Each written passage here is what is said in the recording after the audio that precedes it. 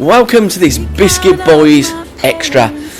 Tonight on this show I'm joined by a charity that we support on the Biscuit Boys.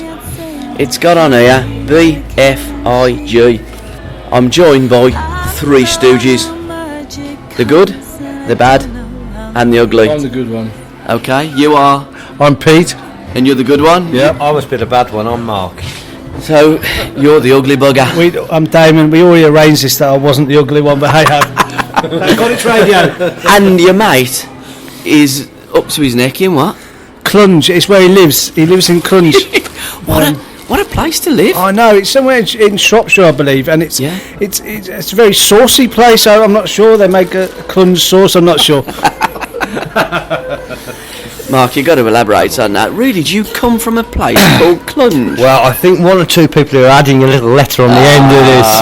Okay. But I do originally come from a lovely little village called Clun, and it is fantastic. Does anybody go and put the GE on it at the sign? Occasionally. Yeah. Oh, there's a naughty buggers. They are, aren't they? So anyhow, guys, we're here tonight. I want to know all about the charity.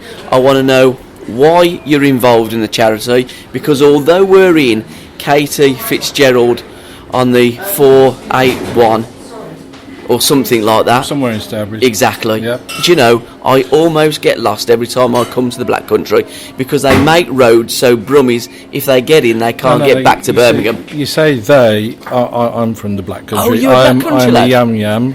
Okay. I'm just going to walk away from this conversation now because the racism which is now taking place has just offended me tremendously. Nevertheless, the charity is called BFIG, yes, and that stands for Building Futures in the Gambia. It's a new charity. We officially became a charity in November last year. Having said that, before we became a charity, we'd already started work out in the Gambia back in 2011, 2012. Newman University and Kitwell Primary School, which is where myself and Mark work, we'd built a library in a school called Mackenby Low Basic School in Mackenby Village in the Gambia. Then in 2013 we built a classroom in another nursery school called Bright Star Nursery School. At this point, Mark will tell you where we are now. Yeah, cheers, Pete. Paul. We set up this charity and we've been registered now for 12 months or so. But for the last 10 years, we've been taking student groups of those who are trained to be teachers, and we've been taking existing teachers to go and work out and experience life in a developing country such as the Gambia. Yeah. And on the back of that, we've got involved in working with lots of schools in the Gambia. And what really drew us into it was actually seeing a real need to help and to raise aspirations and to assist children, just like our kids, to actually access education. And it's not about us giving money to poor people, it's about us making a difference through what we think core infrastructure, building classrooms, putting libraries in place, stocking it with resources so people can access it. But our big project now is actually to move on from a library and from a classroom, but to build a complete nursery school. And I'm thrilled to say we've got the footings going in for our nursery school in the next few days. But tonight, Katie Fitzgerald is trying to raise a bit more money to really put some meat on the bones of this whole project. So what was the moment when you actually sat down and said, we want to do something in Gambia? Did you watch a television broadcast? Did you listen to anything? Had you had a connection with Africa? What was that moment? Well, really, it's been built over. I've been working out in West Africa now for almost 20 years. Right, got you. But for the last 10 years, we've taken large groups of students, and we've just developed links and relationships and friendships with schools and heads, the Ministry for Education, and it's just such a dire need. And Pete, myself, Damon, we just said, we can actually do this and we can make a difference. But the great thing about it is our students, whether they're school children here or mature students at Newman University, they actually get to see how aid can be used efficiently and appropriately. It's not just about giving money away, it's about making a difference. And that's hopefully what we're trying to do. So this school, how big's the school going to be? Is it for instance, where you look at primary schools in this country, is it going to be of that magnitude? We're aiming to build a school which is made up from 3 classrooms, a head teacher's office and a toilet block. Now, certainly in primary schools in this country, there's a limit on the amount of children that you can have in a class, and that limit stands at around 30. Now, in the Gambia that limit doesn't really exist. So in the classrooms that we've visited, Yeah. you will see anything from 30 up to 60 children in one classroom with one teacher. So with our aim to build a school made from 3 classrooms, hopefully that will give education to anything from, I'm trying to work out my maths here, 30, 60, 90, 100, 150 children. Yeah. That's the aim. Now, the place where we're hoping to build a school is a village called Bustambala, and we know for a fact that currently, at the moment, there is no educational provision for nursery school children in that village. So what happens to the young kids? Do they not go to school? Do they have no education till a certain age? No, they have no education at all. Blimey. They have no education at all. And it's only through funding from outfits like ours that education can actually be provided for these children. Like Mark says, what we're hoping to do here is something sustainable. I mean, we all know the old saying. Yeah. You give a man a fish, you feed him for a day. You give the man a fishing rod, you feed him for a lifetime. Correct. That's exactly what we're about doing here. Building a school where these children can get themselves an education. By getting an education, they can then themselves go into some kind of profession when they grow up and feed themselves and also feed their families as well. So who's going to build the school? Is it you, Damon? You're going to build this school? Not me personally. Obviously, all the money that comes to the charity, building futures in the Gambia. Yeah. And the key is that the futures, as has always been touched upon, the infrastructure, it all goes towards this charity. And the initial project, as we say, is we're getting the footings built. We'll build a first classroom, a toilet block initially, and then hopefully we can expand on that. This is an ongoing thing. It's not just for one classroom for 50, 100 children. We want that to develop into another classroom in the next couple of years, a classroom after that, so we can eventually build a whole school as we would see in the UK, an opportunity to provide for the ever demanding needs of the children there. And like again the gentleman has said, that there is no provision for these children. This is one of the biggest areas in the Gambia, one of the largest areas and most populous in terms of zones as we know it in the UK, and it's just vital that something is done for these children, and that's what we're hoping to do. So what other kind of charity evenings do you do to raise some money? Obviously this isn't the first music one you've done. What else do you do to raise dough? It's been great that Kate Fitzgerald's invited us back for the second year, but through our schools and the universities that we work in, we have a variety of fundraising events throughout the summer term, throughout the winter and the autumn terms. We have non-uniform day, we have carol concerts, summer concerts. Many of the students from Newman University are also involved with running charity runs and getting involved in general fundraising for us. So it's just fantastic, and I think that's really important. It's not just about building this school, it's the enrichment for people to actually get involved with the charity, to actually do something for other people. You know, it's just great. And that's what it teaches the children. Certainly in my primary school, where we've got children aged from 3 up to 11, what it's doing is it's teaching those children that they can actually make a difference to people out in the world who are less fortunate than themselves. They can reach out to those people and say, look, I want to be your friend, but at the same time, I want to see if I can help you. And I think that is a very important lesson for children, for people of all age, the understanding that they can make a difference, that they can help people in the country that they live in and also out there in the world. Will you be sending a working party out there to help build the school as well? Well, actually, Paul, no. Thank God, because I didn't want to. You are more than welcome. But one of the things we do, we try to engage local labour, local contractors, because one thing there's a lot of in West Africa, there's lots of labour. This is highly skilled labour, so for us to go and do it, we're actually taking work and jobs and employment away from people. I'll be back there the 22nd of April with a large group of students, and they're working on different projects based on their courses at university. But that gives us opportunities to meet with contractors, to observe what's going on, to ensure that how we spend our money, it's all appropriately used, and what we're paying for is actually done. But one of the things people say to me, we can't imagine what it looks like to build a school. How do you fundraise? And one of the things I say to people is, think of it, we're going to put the footings in. So imagine just by putting a conservatory, you've got your base, you've got your first 2 or 3 courses. But then our fundraising will go on, and imagine like a Lego model. As the funds come in, we'll start building up to the roof, to the rafters, and then once we get up to that, we'll put the roof joists in, and then we'll put the roof on. So essentially it's a large Lego model, and it's just about getting people to get involved. And if people do want to get involved, just contact us. because it is hard to drive through what we do. Yeah. One of the ways to look for us is look on the website at www.buildingfuturesindegambia.com. You can tell these are teachers, can't you? They've all written it down. You can actually donate money if you text it. If you text BFIG 15 and then the amount to 700 70. Yep. That's BFIG, then your amount. So BFIG £5 to 700 70070. I'm doing the special. There's a lot of sevens. 70070. There's a lot of sevens and there's a lot of zeros. Absolutely. And, Facebook pages as well. You've got a Facebook page. People can hook up with you. Pete, if you want to come back in Yeah, again. the Facebook page, if you go onto Facebook and simply search for Gambia Schools Project, that's Gambia Schools Project, then you will find our Facebook page and you can join and you can view all of the various activities that we're getting involved in to raise money to help build this school in Bustanbala village.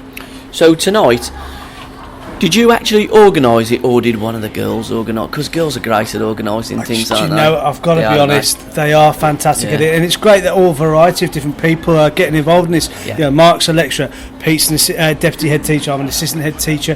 The lady there's just starting out and teaching it, and it is through Newman University that Yes. lots of people have got involved initially. We're hoping through your radio show and your listeners that a whole variety of people will take an interest in this very exciting project and a very necessary project, and it's just good to give back. So yeah, it was a lady who organised this. She is a musician. If I could play an instrument, I would have had a go, but I'm Can not you very not? good. I can't play an instrument. I can talk. I can do the ladies and gentlemen stuff for boxing, but I can't do the musicians. Playing an instrument No, takes a no, lot no, of I'm not that skill, skilled. No.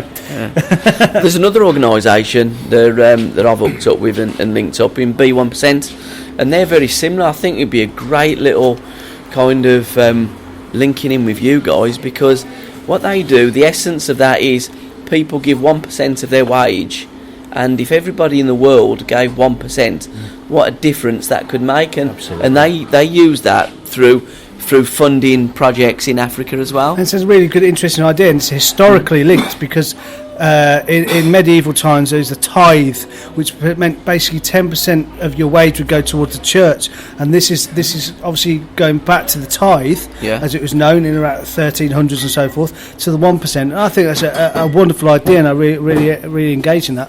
Yeah. You know, every now and again, Oh, come in a big almost impressed. I know. Almost impressed by the depth of meaningless, useless information which Damon possesses. You can see the education system wasn't wasted on Damon, can't you?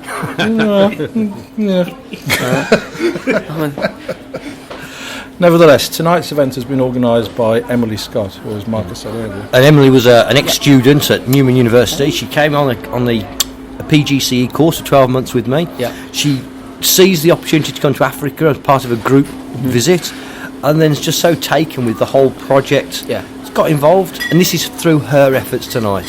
And I cannot thank Emily enough. I think what happens is when people see someone work so hard, they also want to help that person, don't they? Yeah. And when they have that connection, they want to put in more work. And you know, it can be some. How far away is Gambia from here, by the way? 6,000 miles, something like that? About five and a half, 6,000 Yeah. miles. It's only about 6 hours away, that's all. No jet lag, easy to get to, very, very safe once you're there. And the students that I take and that Pete takes and Damon takes, they have such a life-changing, and I use these words carefully, it is a life-changing experience. I'm guessing it will be. You know, so let's hope you can come, Paul, and some people listening on the show as well. Tell you what, mate, if I went over to Africa, started building that school, there's no way it'd be up next year. I promise you. I'm absolutely hopeless, I You am. could start a radio station and advertise it, though, couldn't you? Well, we could do, absolutely. That really wouldn't be a problem. But if I'm going to build anything, forget about building. So it's predominantly the Newman College that do it. So let's have a bit of a shout out for the Newman College for people that don't know where it is. Right. It's in Birmingham. It's Newman University. Yeah. We're based in Bartley Green. It used to be a college. That's right. Now It used to university, be a college. Originally a teacher training institution many years ago, but now you can come. You can train to be a teacher, whether you're an undergraduate or a postgraduate. If you're into sports sciences, we've got gymnasiums. We've got all our science facilities. There's a range of degrees. Yeah. You know, and we're really keen for people to come and get involved. Come and see us. Because it is the newest university in Birmingham, isn't it? It is, yes. And I think actually although we're a Catholic university as such. Are you really? Yeah, it is. But I think we're the first Catholic university to receive that status for about 455 years. Blimey. But it's a fantastic place to go, and the students, we've got students that come from all over the world to study at Newman. Lots of people from Berkeley Green and surrounding areas.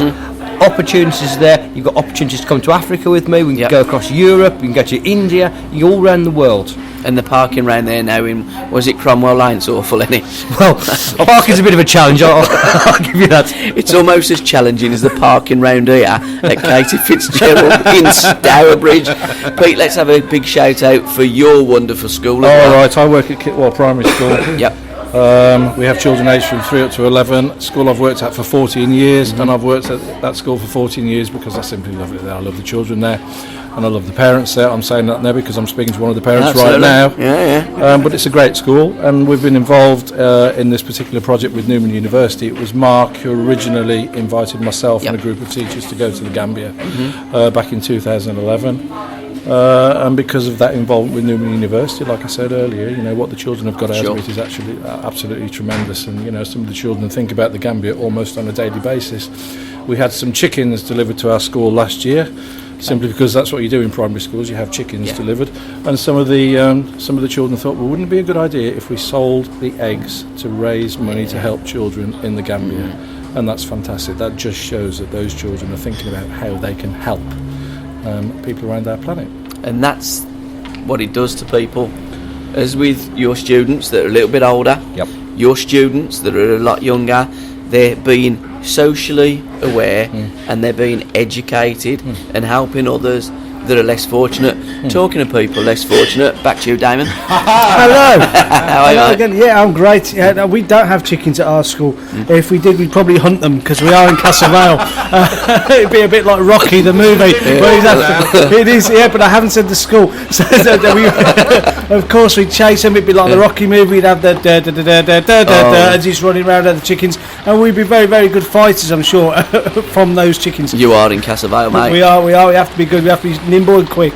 But you know, it's great that everyone's got the opportunity and the children in my school, obviously, they have a massive opportunity as well to get involved. We do lots of things. I know at Kitwell, when I was working there, they did an Africa Week with the dance, with the music, with the art, and the children actually sold homemade artwork. Every year group produced a specific piece of artwork, all the children individually, and sold that to raise money. And I'm hoping to replicate that where I am as well. And I know my school is part of an Academies Trust, and they're looking to expand that with a bit of luck as well. So it's an expanded thing, and it's like we say, big fig, building futures in the Gambia. Futures is a key word.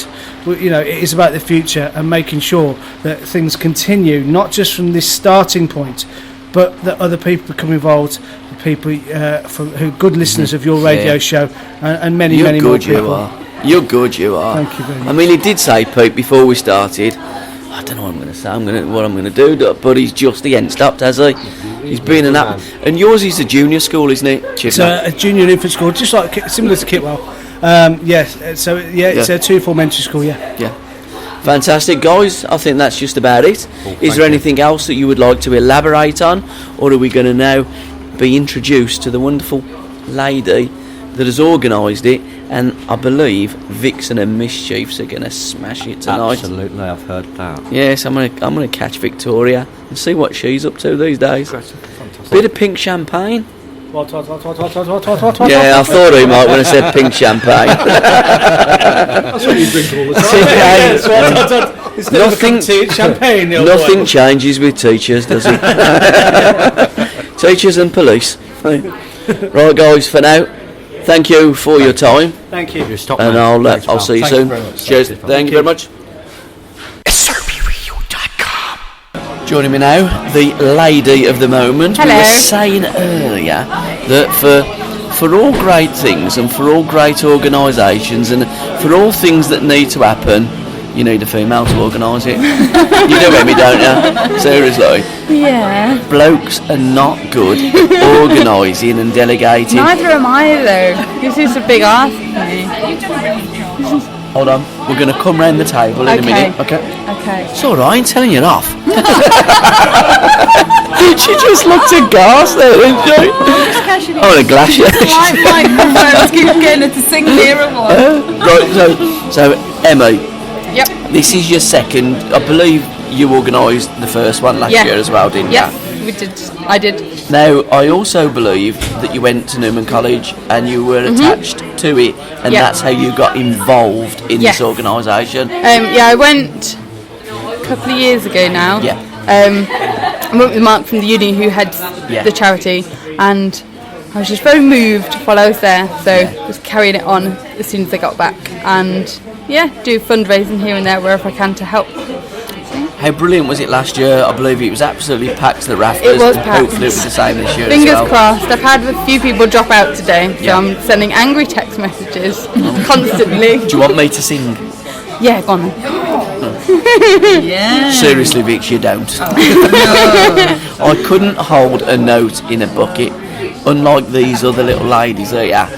I can't either, don't worry. They're mischiefs. Don't worry about it, I can't sing.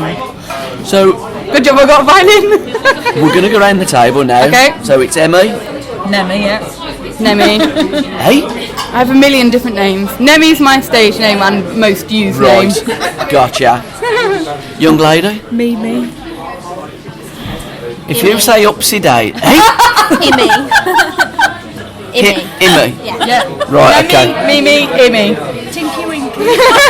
Vix, you're the only one who ain't had a drink. And it's Vix as well. I'm the only one with a sensible name. Only because you're the only one that gave yourself a sensible name. Right, so I'm guessing Vix and her mischiefs. These are the mischiefs.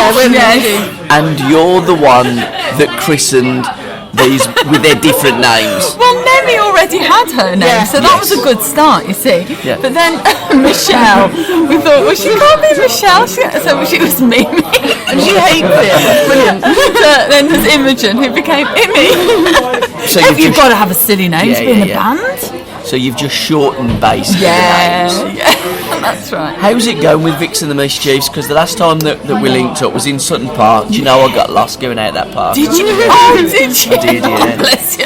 I walked out. Did you end up in the lake? I'll tell you what, do you know, I was a black cab driver for 13 years in Birmingham. My sense of direction is awful. I swear I get lost everywhere I go. Man that's actually admitted it, wow. I'm telling you, I struggle to find a toilet in this pub. I promise you. And I walked out of Sutton Park and I thought, do I turn left or right? And I thought, well, I don't know. So I turned right. And you know when you have that moment when you realise that you're completely lost? You know? Most days. Yeah, and you've not seen this territory for probably when you were about 10, 11. It was a picnic with your mum and dad.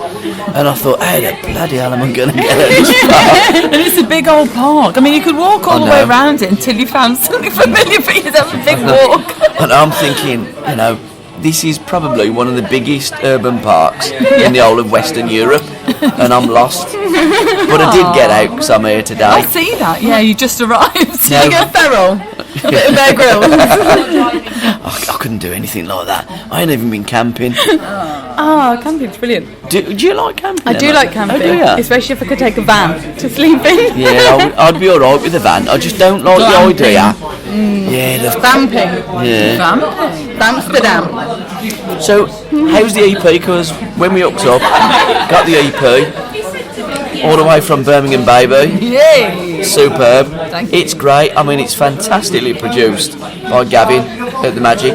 Yeah, Gavin Moynihan at Magic Garden. So the EP was called, it's called Live at Magic Garden. Yep. We've had some really nice gigs, and you know, sort of the buzz is kind of mounting. And now we've got a pledge campaign out at the moment. Yes, so I pledge noticed music. that. Yeah. So I mean, it goes in fits and starts. It sort of goes up, you know, nice chunk, and then it kind of stays there for a while. So it's one of these things you got to keep on at. But it'd be brilliant if people could pledge some more. There's everything starting from like £5 to, you know, loads more. Yeah, 1,000. We might have to take that one down, I think. but you know, you can get artwork, you can get signed lyrics, the new CD. Lessons with us, house parties, loads of things that you wouldn't ordinarily be able to get. So if you go on Pledge Music, and we're on there, and or just check out our website, which is Vix, VIX, vix.uk.com. Yeah. And it's all on there. But no, we've been having a really great time. We've got some fab festivals and things coming up. We're doing Elfest and the Acoustic Festival of Great Britain, Festival of 1,000 Ukes, loads of stuff. The live and direct one in Digbeth, which is just really bonkers because it's got Horace Planter specials, and you've got all these like reggae stars and Scott stars. When's this on? I'm liking this straight away. I have to quickly look it up. June. It's all over. It's 4th or 5th of May. Amazing.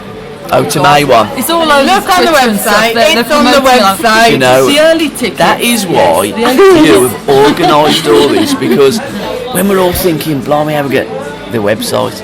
What is the website? How's the easiest way to get onto your wonderful website? Through Google. Best social website. Oh, they're great, aren't they? How do you two girls put up work in these pair? It's difficult. You're Yeah, very... 24th of May is the live and direct one. I think I'm still in Turkey. Oh man. Oh no, that's a downer.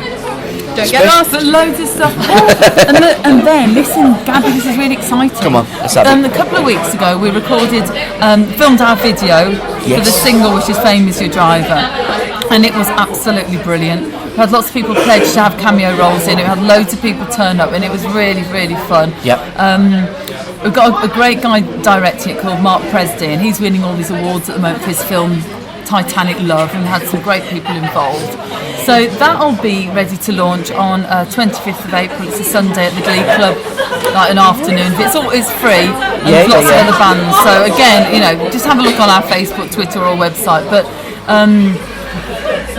so can't wait. We haven't actually seen the finished video yet. We've done any moment now. We've seen the snippet, haven't we? Yeah, and loads of fab photos. Little teaser. Yeah. Exciting Oh, times. it's really cool. It's all about the egg. Yeah, do you know what I'm saying? You don't miss nothing, you don't know. Exactly. Yeah. Oh, cracking. Come on, another one. You've got to keep it up. You've got to have a link to an egg. Don't worry, we'll come back over to the right hand side of the table. That response was exactly what I expected. This is excruciating. Oh, you see, the right side are doing the left side. They're quiet on that side. We're the gobby pair. So, your EP, how many tracks have you got on your EP? The one that's already out is just 3. Yes. But we would like to record. 3. Don't say just 3. That They are plays it down. beautiful though. They're sumptuous. I Gorgeous. love the red. It's because Red vinyl yeah, sort of because CD, that's what you've done, haven't you? Yeah, You've kind of, gorgeous. although it is a CD, to all intent and purpose, it looks like a little piece Exactly. of vinyl. I know, it's lovely, isn't it? And we want to record a new EP, 4-track EP, and that's what the Pledge campaign is predominantly about, really. So we've got lots of new original songs, some of which we'll be playing tonight. If fame is your drive, come on, you sing it a little bit to me. Fame is your driver. Oh, that's good. There is a bit of Elvis in there. There's a lot of Elvis in me, trust me. Yeah. Necrophilia. Come here, Elvis. Oh, I think she's on a Sorry. blow down the chip shop. Sorry. But fame is your driver. A great little kind of pun on, I'm guessing, modern society, when a lot of people, their drive is fame. Yeah, They want to be famous just for being bloody famous. Yeah. For nothing else. I mean, I work quite a lot with teenagers, and sometimes you'll sort of ask them what they want to achieve, what they want to be, and they'll say, well, I want to be famous. Okay, fantastic, what for? And they look really puzzled out. Do I need to be famous for anything? Can't I just be famous? Yeah. So yes, it's a Mickey take really of things like X Factor and Britain's Got Talent, and that's exactly how we did the video. So we have people literally coming in and properly auditioning for it, and it's really hammed up. It's it's going to be awesome anyway. And I did mention earlier, because like Damo turned round when I mentioned pink champagne, I think he's got a bit of a drink problem. You are still the greatest girl band.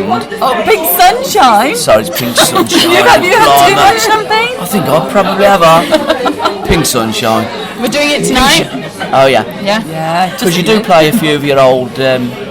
Well, we've started doing Pink Sunshine, Fuzzbox, baby. and it's kind of a bit of a rockabilly version. But we supported Lena Lovitch the other week, and Okay. I did say, you do know we're not like punk. It's not like Fuzzbox was or anything like that. No, we still really want you to do it. So they asked for another Fuzzbox song, so we did a version of Rules and Regulations. Do you remember Rules and Regulations? I don't remember that one. There must be more to life. You know, it's all this kind of yelpy outs and stuff. And we did kind of a weird psychedelic folk sort of version. Ended up quite. It was weird.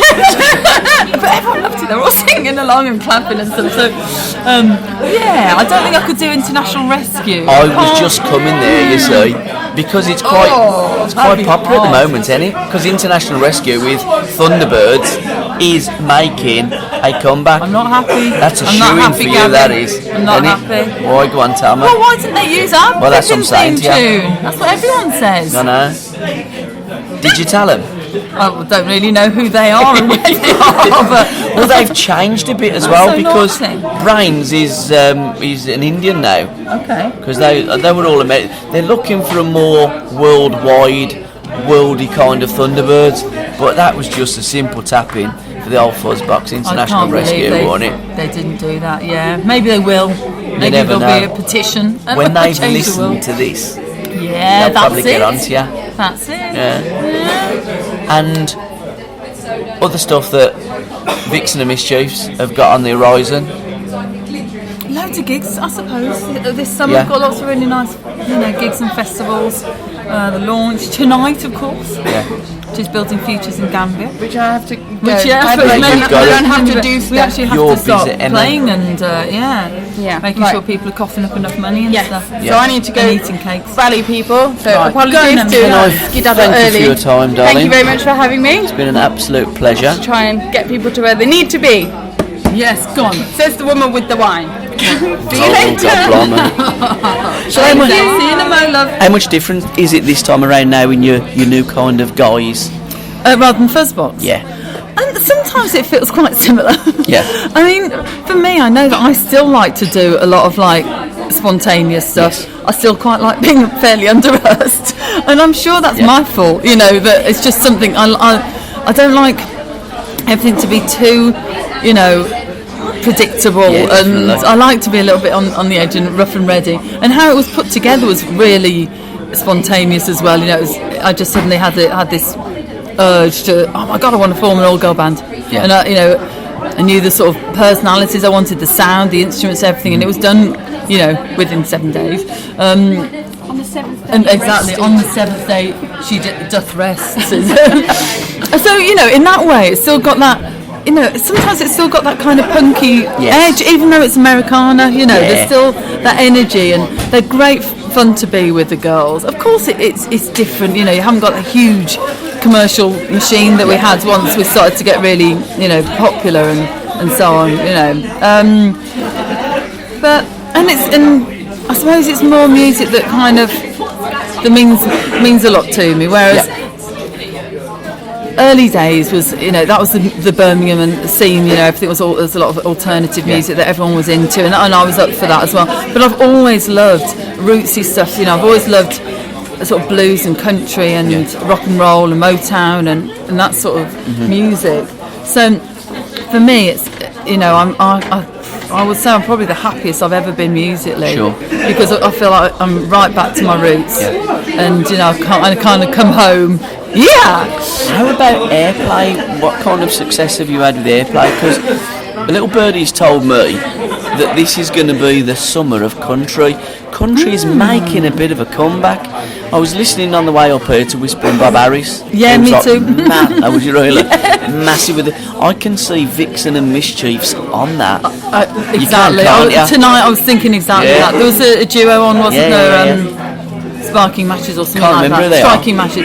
And I just thought, oh God, we should be on this. Yeah, I mean, it's a steady, unless you're going to throw thousands of pounds That's at your problem, PR and plugging. Yeah.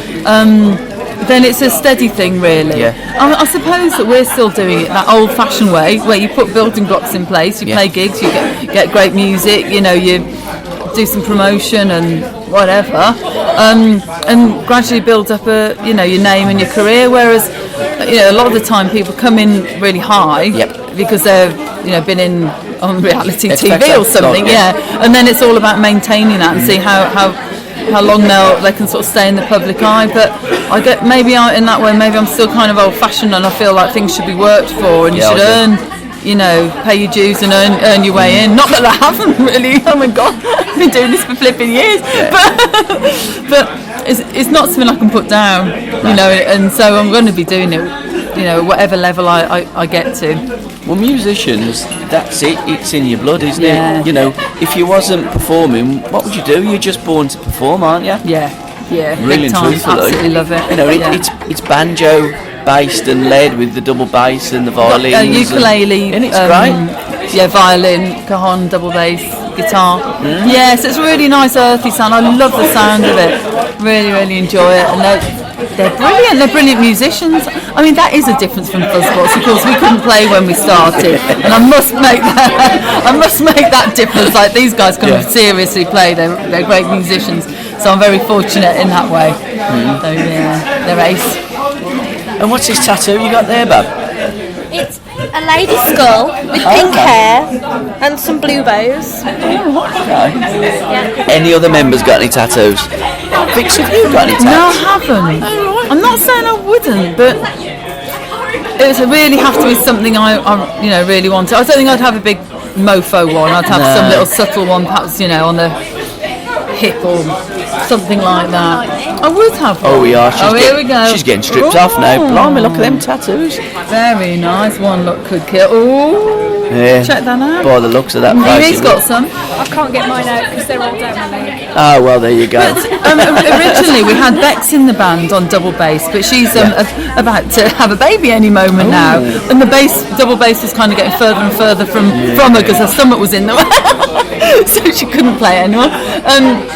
So thankfully we found Imi to replace, but she's got loads of tattoos, really beautiful ones, and she's a tattoo artist as well. So if I ever had one, I would absolutely go to her. I hate crap tattoos. It's a real pet hate. I really think they're disgusting. I don't like needles. Oh, I couldn't care about the pain. I'd go for that. I don't That'd like be pain. fine. Again, I think that's a female thing. You girls, you used to pain, yeah? Giving birth and stuff like that. It is, then, yeah. I mean, not that any of us have done that. no, but females, they have a strength that us males can't even get close to. Most really and truthful. Yeah, I'd agree with that. Right then, girls. So I think it's almost time for you to go and ply your trade. Wow, and I have to say, Vixen and Mischiefs, with one of the most popular, joyous, wonderful lead singers out there. You always look as though you've been on the happy tablets, don't you? Do you wake up in the morning like that, Vix? Because I've never known you anything less than bubbly and happy. I'm not a particularly dark person. No, I must say, I'm very much. I'm one of these really annoying kind of glass half full people. Yeah. And my husband always takes the mickey out of me for it. Really, he's going, "Oh God, you're just too happy," that sort of thing. But I mean, I know there's a dark side of life, and there's a sad and serious side to life, and it's not like I don't address that. I'm not kind of a total airhead, I'm quite business minded, and I get involved with a lot of like worthy causes and so on. But I don't really see the alternative. I think life's for living, isn't it? And it's flying by. Yeah. So just got to get out there and enjoy it, and sometimes just putting on a happy face. Yeah. You become happy, don't you? I think you do. Releases all the right endorphins, and you just go for it. So no, I'm a bit annoyingly chirpy. A young man in the early 80s once wrote, "What you give is what you get." Exactly. And that is a great start. Yeah. Exactly. And that is the way we're going to finish. Nice one. Thank you so much. See how professional Thank you. that was. Yeah, it's good. I like it. Simple, innit? Fix.uk.com. Hey, shh. She's good. I've done this before, you know. Don't tell anyone, though. A couple of times. Thank you, girls. Thank you. Have a wonderful night. We will. And I'll see you soon. If I don't see you at your festivals, I'll be on your website. I'll be having a look, Thank and we will be you. hooking up again. I can see you girls absolutely smashing it in the US of A with your style. I really can see it in the kind of the deep south there with the Yeah, it'd be banjos. alright, wouldn't it? Yeah, I tell you. You'll have to learn the banjo then. Right. Good as well. Cheers, girls. Thank you. Thank you very much. Night-night. Cheers. Your 15 minutes fame starts right here. So enjoy it while it lasts and while we live. Will you save or sell your soul in the name of rock and roll? Some say that it's the price of fame, my dear. If fame is your driver, you're likely to crash. You're going to burn out, you're going too fast. If fame is your driver, you'll get to the top. Pull over, please stop. I wanna get off, I wanna get off. Your 15 minutes fame is flying by. It's so hard to know just where to draw the line. Bearing more than you should, much more than you thought you would. Go on, show me yours and I will show you mine. If fame is your driver, you're likely to crash. You're going to burn out, you're going too fast. If fame is your driver, you'll get to the top. Pull over, please stop. I wanna get off, I wanna get off. Your 15 minutes fame ends right now. They built you up overnight, then tore you down. Check into rehab and sell your story, revealed in all your glory. You'll beat tomorrow's trash anyhow. If fame is your driver, you're likely to crash. You're going to burn out, you're going too fast. If fame is your driver, you'll get to the top. Pull over, please stop. I wanna get off, I wanna get off. Pull over, please stop. I wanna get off, I wanna get off, I wanna get off, I wanna get off, I wanna get off, I wanna get off, I wanna get off, I wanna get off, I wanna get off, I wanna get off, I wanna get off.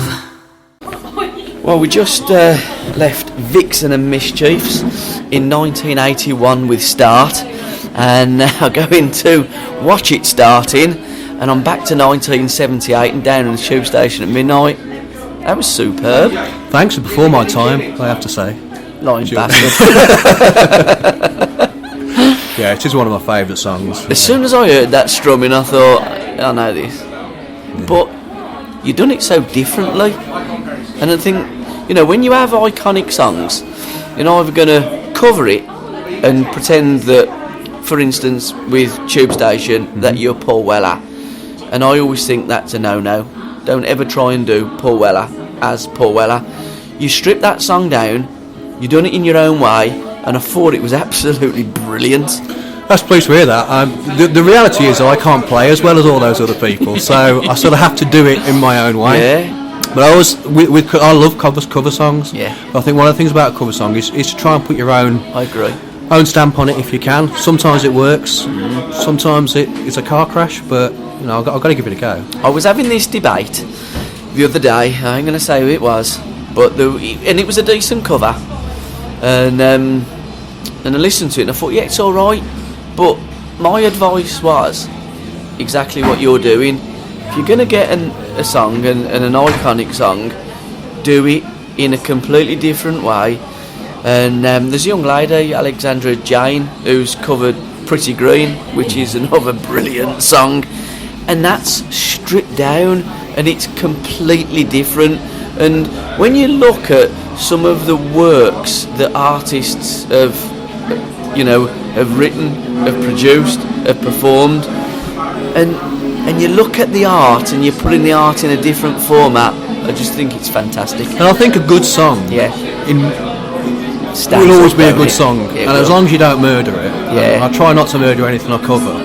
Yeah. But I also like to play songs that I love, that I grew up with, that meant something to me at the time. And Down in the Tube Station is certainly one of those. Yeah.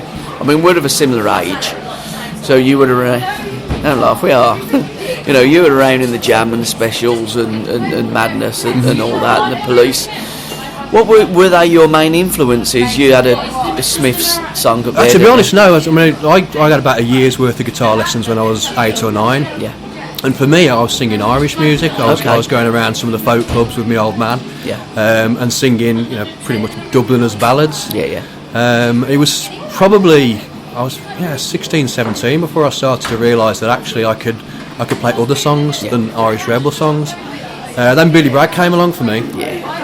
And he was a guy who could stand on stage with a guitar and belt out a tune. His singing voice wasn't the best, and his guitar playing wasn't the best. And I looked at him and thought, well, he's a bit like me. I'm no great singer, I'm no great guitar player, but here's a guy who could craft a decent song and then perform it. And sort of over the years, that's where I've tried to aim for. There's almost a Billy Bragg kind of feel to you as well, isn't there, and a look? I think that's because I wouldn't say we've got a lot in common. No, but there is, isn't there? You'd look at a kind of that, you would seriously. But I think you're absolutely right. Vix has got a song about, famous for being famous and, your minutes of fame. And I think in a modern age, that's pretty much what the kids want to do. But real world ain't like that, is it? No, I mean, one of the beauties, I sort of dropped out of music for many, many years. I only really picked up in the last 12 months again. Mm-hmm. And it was coming down to places here like Katie Fitzgerald's and seeing a whole load of musicians doing their thing. And it's just given me that confidence. Came and did this gig last year, and I was a car crash. I tried to play some of my own songs and couldn't remember the words or the tunes. But after that, I thought, no, I'm gonna have a go at this, and mainly because they all went to R when I got it wrong. Oh, that's cool. Yeah. That's what live music's about. Exactly. And I think for me, it's seeing a lot of particular talent locally. We've got some really, really stunning singer-songwriters around here. And again, I wouldn't want to put myself in their bracket, but they've inspired me. Mm-hmm. I've started writing songs again. I've started to think about how they sound and how I do them. And I've also realised that if you're going to go out and play live, that people do sometimes like to hear songs that they know and recognise. So I'm trying to bring a few more of those into the set, and but they still end up being songs I like from the 80s mainly. But you are right, you don't have to have a great voice, you don't have to be a great guitarist. What you need to do is have songs. And I judge people on their songs, I judge them on the material, and some of the greatest artists I think haven't got the greatest voices. Absolutely. I don't think David Bowie's got a particularly brilliant voice. He's got an iconic voice. Yeah, and he's a great performer. Exactly, and he's got great songs, and that's what it's all about, your songs, and that's what I don't like about the X Factor and the programme, The Voice. You can't close your eyes, listen to someone covering someone's songs and think they're an artist. An artist picks up something, whether it's a paintbrush or a pen, and produces something on canvas or on paper and then performs it. That is an artist. Yeah. Tell me about your song that you have penned and you have put behind the bar, because I'm going to buy it and I'm going to play it on my radio station. About 12 months ago, myself and my mate were wandering around Stourbridge trying to drum up interest in the Black Country Festival. Okay. Something that me and Pete had sort of like helped to set up in the early stages. So we just basically did a pub crawl. Mm-hmm. And by the time we got down to Katie's, we were a little bit worse for wear. But we had a chat with Eddie here, and he was interested. But a week later, he gave us a call and said, "Can your mate standing for Parliament in May?" Okay. And he says, I'd be interested in putting a monthly social for you, get some bands down. Okay, then, fair enough. Never done anything like this before in my life, and he just asked us who we'd like, and said, "We'll like Attila the Stockbroker first up, please." Oh, he's a legend, isn't he? Again, goes back to our time in the 80s. Brighton, Albion, yeah. And Eddie said, "Yeah, no problem at all. I'll give him a call." It was like, "What? You know Attila the Stockbroker?" So last May we had Attila down here for what we call this Born Bred Believes night. Oh, right. It was just a slogan, and for the past 12 months I've been trying to write a song. Yeah. Called Born Bred Believes, and most of the time it descends into this really horrible political rant, and I was trying to soften it up and try and make it, so yes, I am political and I do have opinions, but also want it to be about aspirations as well. So this song, Born Bred Believes, is really sort of, this is where we are now, and I disagree with all the things that are going on. I disagree with austerity, I disagree with all the cuts, I disagree with bankers' bonuses, I disagree with the blame culture. So I thought, well, that's my first verse sorted, and then the second verse is really about, oh, okay, well, if I've got all these things, what am I going to do about it? And my view is, well, I can't wait for everybody else to go out there and change it. It's got to come from within, it's got to come from people, and I think people really do have an opportunity at the moment to get out there and make a difference. So that song for me, although it's sort of been born out of this sort of general election campaign, it's really my anthem to aspiration rather than a dirge about austerity. And I think that's the essence of tonight as well.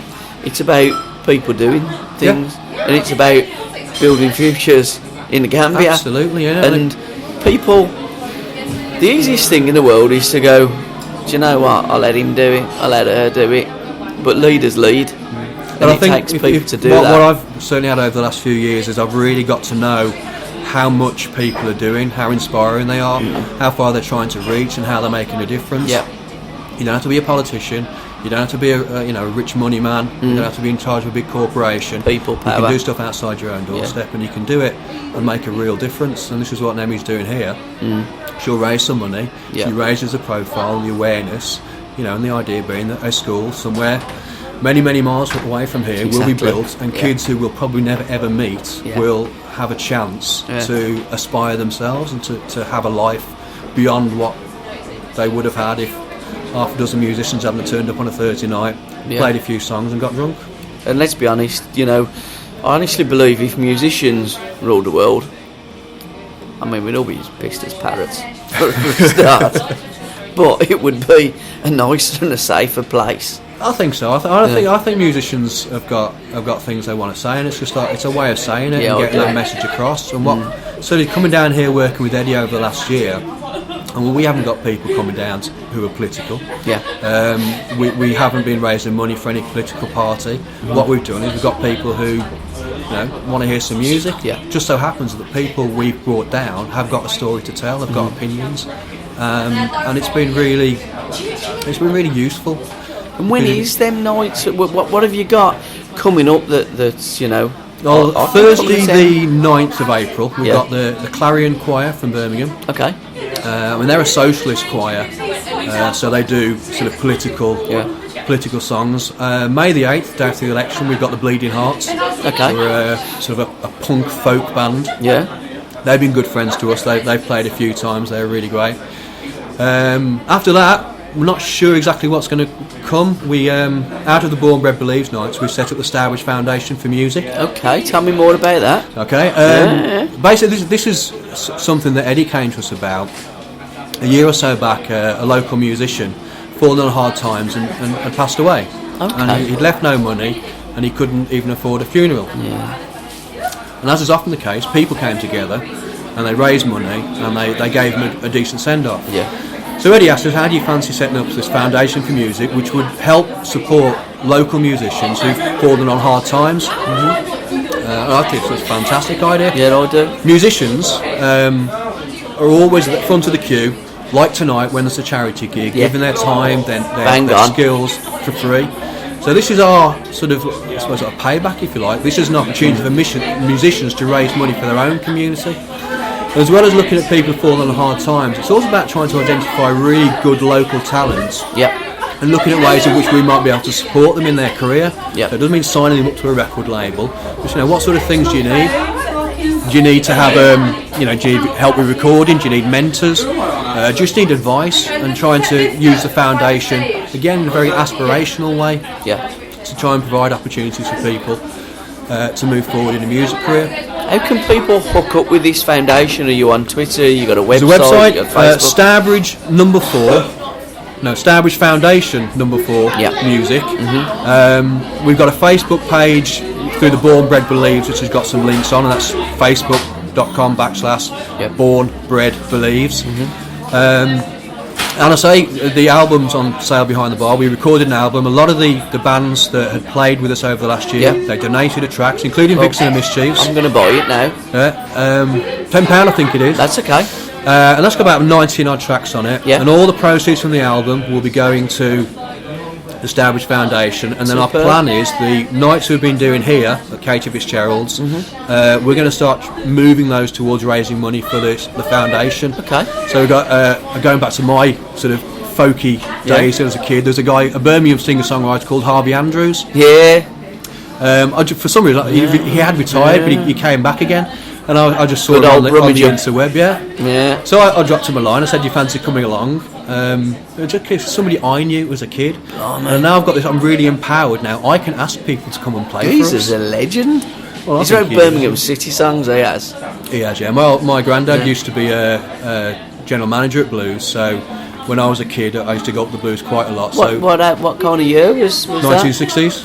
Oh, right, okay. Probably just before my time.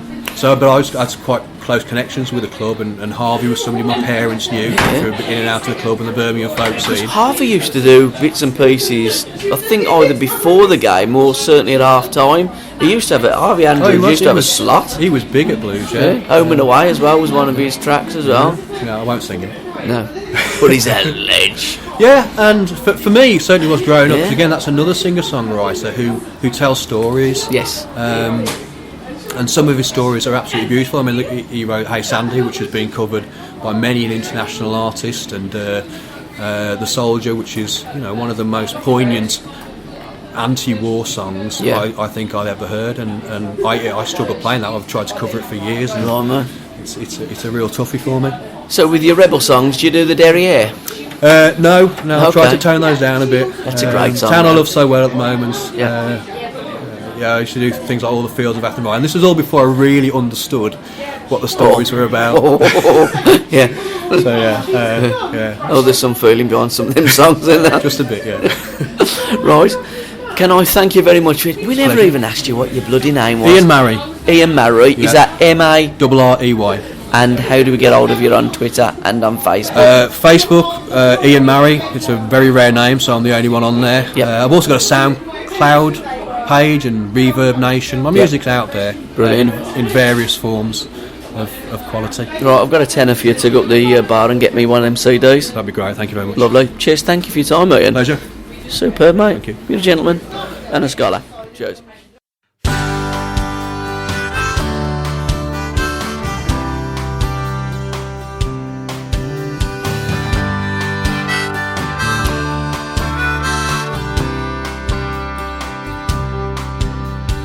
Bankers' bonuses are organised and parties will be hosted. Even in these austere times, there's still profits to be bloated. And all those in the food bank line wondering who the hell to blame need look no further than the 1% who caused it. Bedroom taxes and benefit cuts is where the axe is falling. When it comes to tax avoiders, the government is stalling. They'll leave, they say, if you make them pay, and the nodding heads agree, while they demonise the disabled and the hungry. And if no one out there understands, let's start a revolution in our own town. I was born and bred and I believe in our town. I was born and bred and I believe in our town. And if no one out there understands, let's start a revolution on our own. I was born and bred and I believe in our town. This is the town where I was born, the town that I call home. It's where I raised my family, the place where I come from. And when the people tell me it's falling to its knees, well, I'm not waiting for someone else struggles to change it. The landscape may be changing, and these streets don't look the same. But scratch beneath the surface, and the people still remain.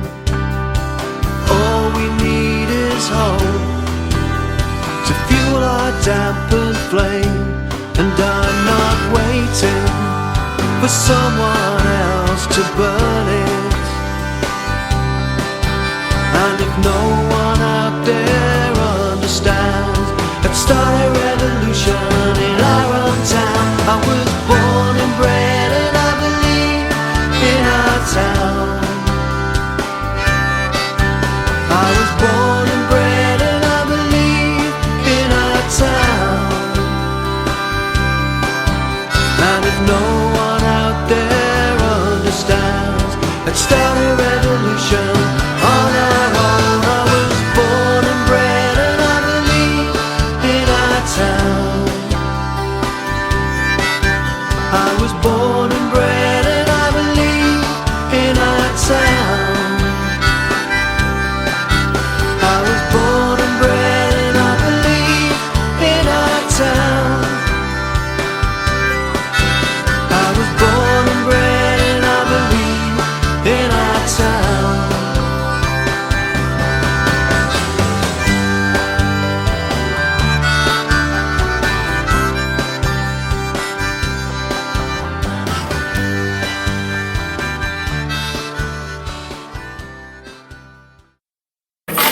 Join him here, I'll pick your keys up. Blimey, it's a long way back up there. I didn't expect that to come out of your mouth or your guitar playing. Thank you. Your name, sir? Sanjay. Where are you from? From Starbridge. Okay. Yeah. So what brings you to this event? Do you know Emmy? Did you play it last year? Do you come and play here regular? I play here fairly regularly. I run the Starbridge Folk Club here. Okay. And Nemi saw me play here at an event called Born Bred Believes, which is every month. And she just asked me to play, got in touch on Facebook. That's quite a big... I was talking to... is it Ian, isn't it? Yeah. Who first act, and he's involved in that. And I'm getting the feel that there's a massive folky situation circuit going on here at the Katie Fitzgerald. Yeah, it's always been a good place. There you are. Oh, that's me. That's you, blimey. Okay. You've even got your own posters, son. Right. BBC Radio 2, wasn't you? Yeah, I was just going to say that. Yeah. I was nominated for the BBC Radio 2 Young Folk Award a couple of years ago. Okay, tell me about that then. How did you get nominated, voted for? Did you win it? I didn't win. Okay. I came sort of second, And no, you enter into the competition. Yeah. And then you go through the semi-finals and get nominated, and then a panel of judges pick from the nominees. So, that's how. So have you got CDs out there? Do you get got much CDs more airplay and stuff? Yes, I just put out an album in September. Tell me about it. You're a dark horse, you aren't you? You're so quiet. I just don't expect that to come out of what you... Thank you. Do you? Take it as a compliment. Please do. You're... I don't know. No, you wouldn't expect it from me. Well, I'm you're different. I'm Anglo-Asian. I was going to say, you my look mum's a bit... Indian. So you look a bit funny. I was going to say a bit geeky. But in a nice way, you know where I'm coming from. Take my glasses. A little bit kind I'm of off now, you've hurt my feelings. like a John Denverish type of, with dark hair and glasses. Yeah. Okay. You almost look like a bit like Mr. Bean as well. That kind you do, don't you? Do when you them eyes to me. Not sure about that one. But your talent on that stage just blew me away. Thank you. Because I'm going, the bluesy stuff started coming out, the old finger picking of the guitar and that. And I'm thinking, blimey, this kid can play. Well, I've been playing since I was 4 years old. What started you playing? Buddy Holly, really. I know it's a bit of a stretch from what I do now. Yeah. But my dad's record collection, 50s rock and roll, that kind of stuff. Yeah. Little Richard, Elvis, all that kind of stuff. And my dad plays guitar, so I wanted a guitar, and he bought me one for Christmas, a little one. Blimey, the age of 4, that takes some doing. Yeah. And then he taught me a few chords. Yeah. And got me started. and I'm self-taught from there. Really, I had a few classical lessons, which I didn't like too much. No. But, so where were you educated? Because you have got an education. I can tell that. Did you go to posh school? I went to a school in Wolverhampton, so no. No, good. Well, I got my passport and left. Fair play. I went to school in Wolverhampton. I had quite a thick accent. Yeah. And then I went to college in Hagley, and I had to lose it pretty quickly. Yeah, you know. do in Hagley. So Hagley. Yeah. So where else can people hook up with Sanjay? Sanjay. Okay. It's well, I've got a website, www.sanjay.tv. Yeah. There's Facebook and Twitter. TV. Yeah. You do TV stuff as well? No, it's just I thought it was better than .com. That's fantastic. That's original. That's different. And you're very tall as well, Sanjay, aren't you? Mind you, compared 6'4", to me. I think. Are you right? Mind you, compared to me, everyone's tall. No, you're not short. You can get your own back now. Well, with the earphones as well, you know. Yeah, I look quite big. All right, fantastic. So, let's say you've got all that. Tell me about this album that you've got out. It came out in September. It got quite good reviews. It got reviewed in R2 and Maverick, The Telegraph, and so it did very well. It got quite a bit of airplay. Yeah. And I did a 45-date tour to support it all over the country. And I'm touring again now. You're so modest as well, aren't you? 45-day date. Where? Sound check. Let's have name checks for some of these places that you've everywhere. played. Birmingham, Cambridge, Scotland. I did 2 dates up there. I haven't been over to Ireland yet. I want to do that. Darlington, Cramlington. Yeah. Who gets you your dates? Who sorted your tour out? Have you got a manager? I had an agent last year, but nowadays it's me and my dad. We do it together. Okay. So yeah, we both do it together. So what's the name of your album? It's just called Sanjay. Okay. In fact, I should have. Hello. I should have some copies with me, but I don't have any copies tonight. I've got a live album as well, which came out 2 years ago. Yeah. And there's a few copies of that here tonight. And on Twitter, do you do Twitter and Facebook and the I social do. media? I'm not fantastic at Twitter, but I do try. What is your Twitter handle? Official Sanjay. Okay. I'm going to get following you, Sanjay. I'm going to... is there iTunes and stuff people download? No, just hard copies. Yeah, I don't believe in downloading. I think it's what's killed the music industry. In fact, I think there's an argument to that. I think there's also an argument that give half a song away so people can get dipped into it. Anything you give away for free will come back to bite you in the ass. You got a great attitude, kid. Yeah. It's you just can't do it. I mean, you can do it but not if you want to have longevity. Yeah. You've got to do it properly. And if you give it away for free, people won't invest in you. And I'm not talking about financially. Sure. I'm talking about investing in the artist and coming to the shows and all that. Mm-hmm. And So invest in you and coming to your shows. Where are you going to be performing later on this month or next month, or what festivals have you got? My next date is in Southampton, and then I go to near Darlington and Beverley and Bristol, Tewkesbury, Hertfordshire, Jesus, man. Upton-on-Severn, Horsham, Newport, Sanjay, you're all over the bloody Somerset, Ellesmere Port, Aylesbury, Wimborne, Minster, Shrewsbury, and then Pembrokeshire. And that's all that's on the flyer. Whereabouts in Pembrokeshire? It's a theatre called... I used to go there. Rosie Gilwyn. That's my English pronunciation of it. Fantastic, mate. Yeah. Can I keep that flyer and have your information and stuff? And can I just wish you all the very best, sir? Thank you. You're an absolute superstar, and you're a lovely young man as well. Thank you. Thanks, mate. My mum will be proud. I'm sure she will, mate. And your dad. Yeah. Cheers, Sanjay. Cheers. Thanks for your time, mate. Right, that's me done. Croaky voice and all that. And as they say in the Black Country, it's been a busting night. Thank you for listening. Good night and God bless. Money I'd saved while they were counting sheep. I know how much it costs, and I don't know how long it takes. All I know is I gotta get to you before my heart breaks. I gotta get to you. however near or far. Gotta get to you. I gotta get to where you are. I gotta get to you.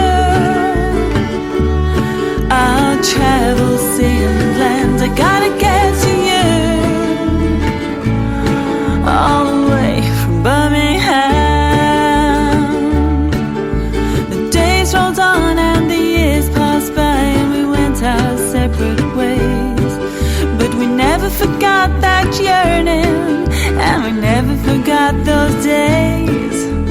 Still we'd meet up in the most unlikely time and place, and it was worth every sleepless night for the look upon your face. I gotta get to you. Anytime, night or day, I gotta get to you. I gotta find a way, I gotta get to you. I'll travel sea and land. I gotta get to you. All the way from Birmingham.